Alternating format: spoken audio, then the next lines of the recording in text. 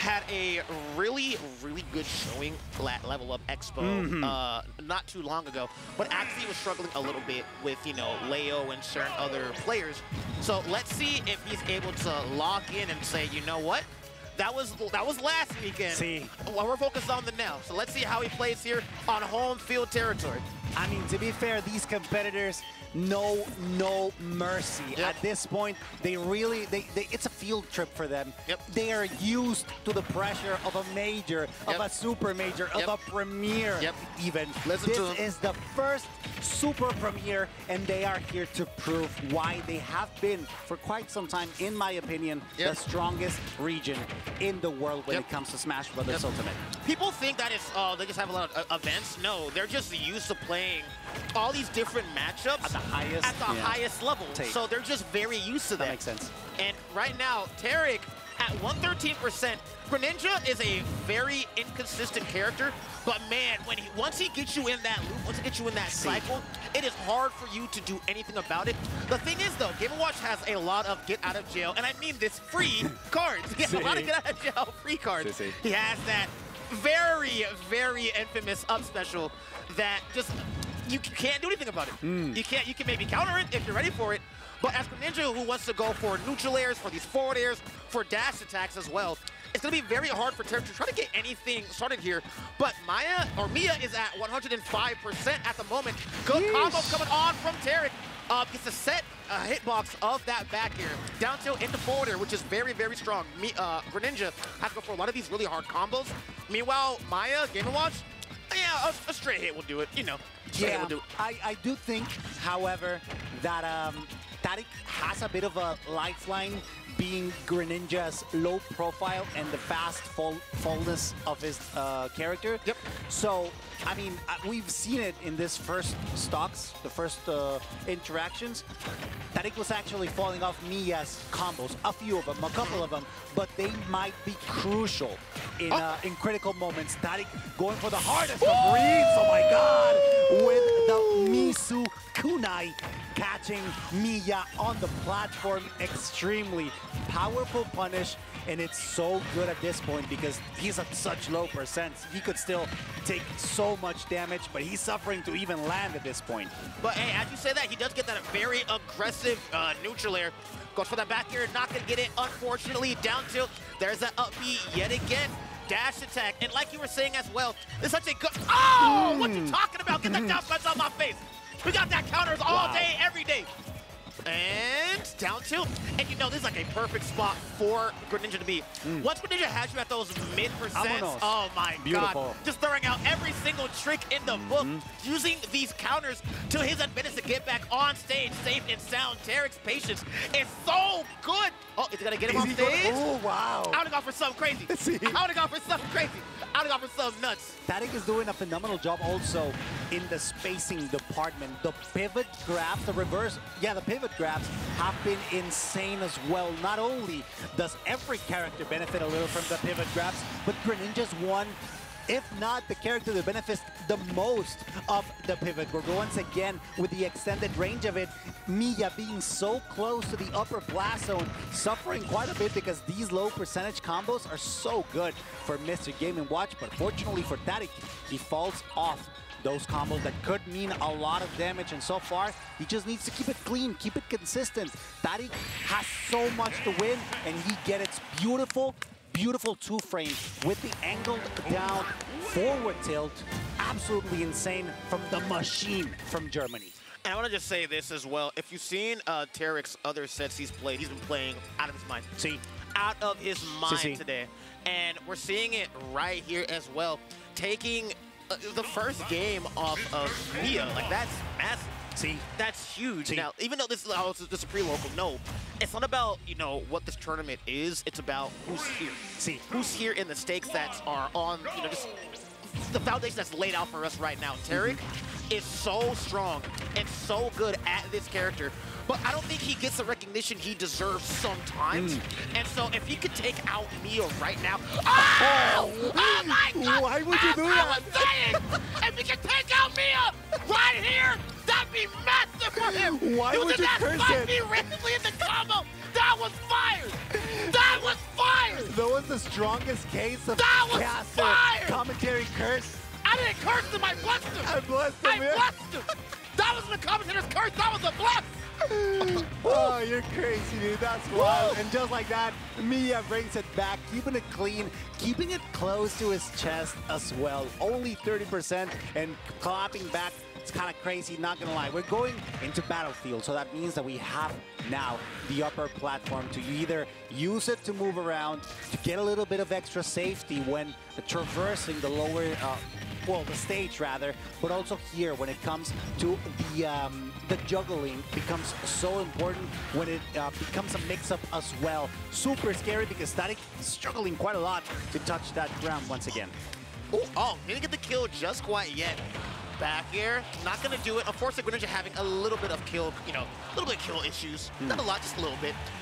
Back air, 103, having Miya at a really nice spot. Forward throw, goes for the water shuriken, trying to bait out an air dodge, just something like that to make sure he can maybe frame trap him. Good spacing coming off the Tarik as well, like you're saying. Those reverse pivot grabs are gonna do a lot for him. Not gonna get that down he was looking for, unfortunately. Oh, up smash. He wants some gone. Forward air, not gonna kill just quite yet, which is fine. We still have a lot more game to play, a lot more set to play if Miya does end up winning this. That trick worked on me last time. Not this time. Good try, though. Yeah, I respect it. Die. Die. Dead.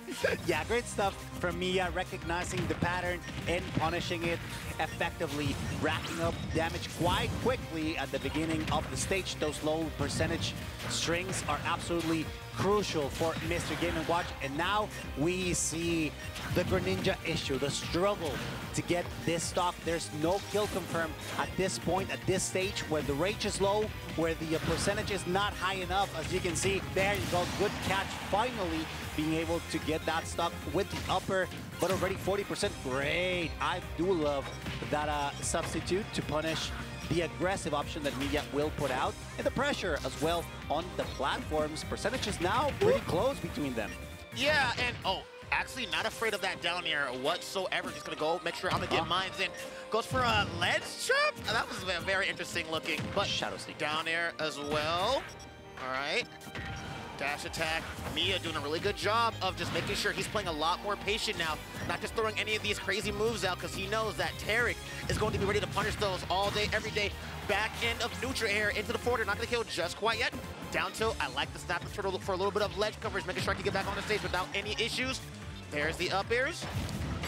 Down tilt is not going to do it. No, not quite yet. But Miya with that back air is going to be able to do it. And now we are 1-in-1 right here.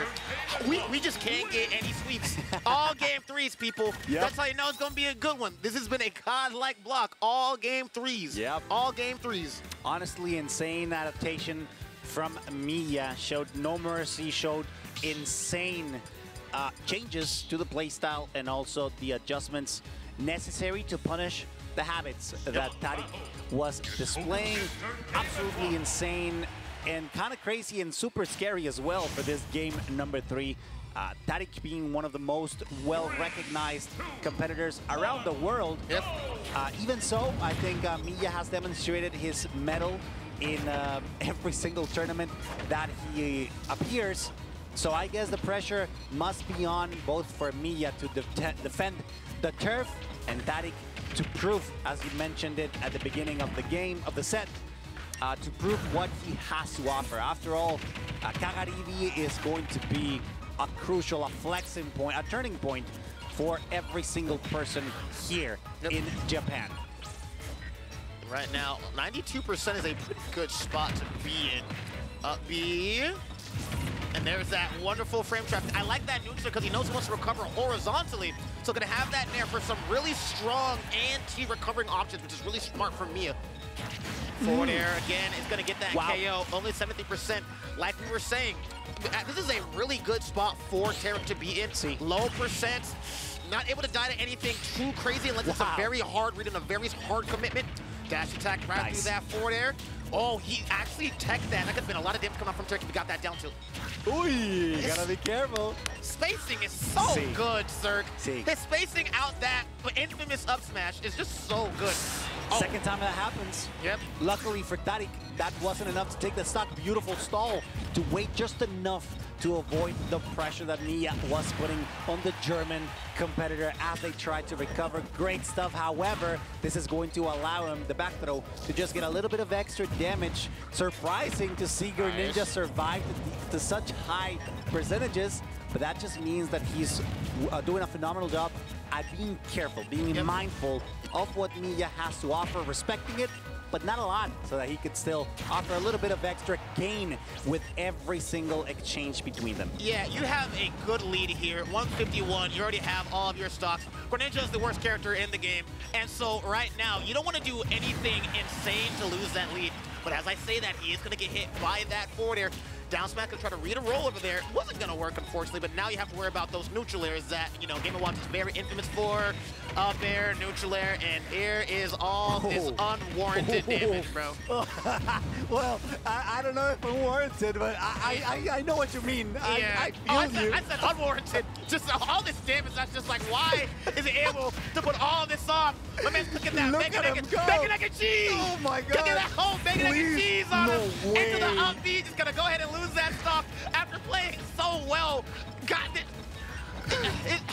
No way. Dude, that was flawless. And I want you guys to understand, if he got that up air, it wouldn't be this way. If that up air connected, you know, Miya would be down in stock, Tarik would be 2. It's just...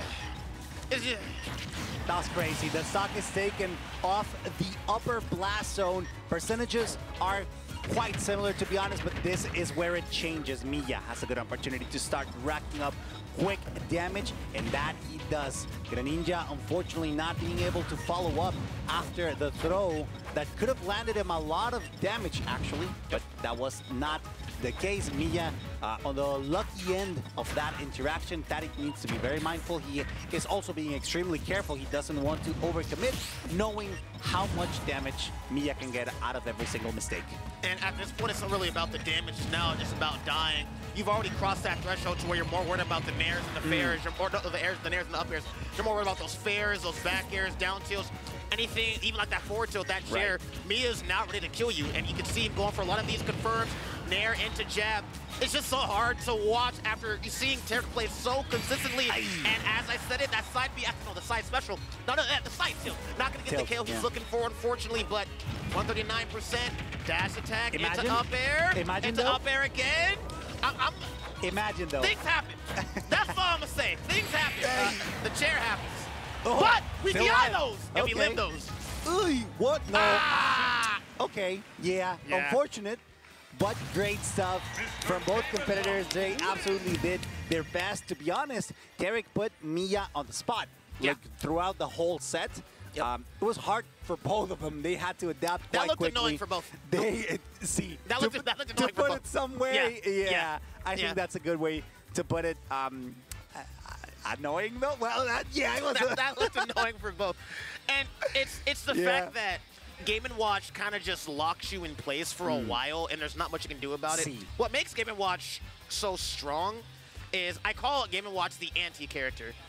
Game & Watch's strength, to be honest, are to make sure that you can't do what you want to do. So if you're a zoner, I got a bucket, I can either reflect it or I can pocket it. If you want to, you know, if you're, I like going for these, you know, landings and using my aerials to try to up B. You can't do that. If you want to play the game, neutral air, up air, up air, up air. Just making sure that you really can't play the game. Oh, I'm really good at edge guarding. Game & Watch has a really good recovery, and that's really hard to edge guard. And if anything else fails, you got up smash. You got up smash. That up smash beats everything. It got some weight to it, you know?